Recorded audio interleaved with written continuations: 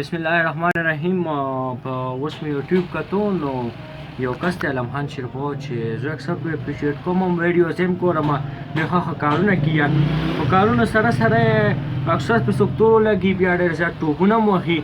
نو بس کوسه کېږي خو دا ویډیو ده چې تاسو ته جوړه کړم علم خان شیرپور چې او یو ښه کارونه کوي خو پردي عزتونه هم دې تار تار کوي هغه څنګه هغه زه ستاسو شو کوم چې کوم ویډیو دا اپلوډ کړي یو ښه کار یې پکې کړي د ویډیو اټریکشن دپاره تمنیل لګولي چې هغه یو معمولي شان غلطي ده چې کوم کس سره دی ویډیو جوړي یا ته هغې هیلپ کړي نو ته هغې سترګې چې هسې ځای کې صحیح راغلي او ده ته پته وي چې د دې اټریکشن تا که ځای نه یو تصویر اخیستی نو زه تاسو ته هم تاسو لږ چک کړئ تاسو کتلی شئ دا ویډیو ده دا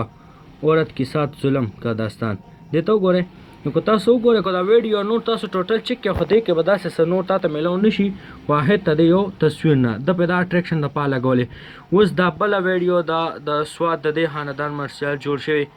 نو دې ته تاسو وګورئ دا بس چې ته د جینۍ کتلي دي ده ته د خپل ویډیو اټریکشن لپاره پې دا تصویر لګولی دی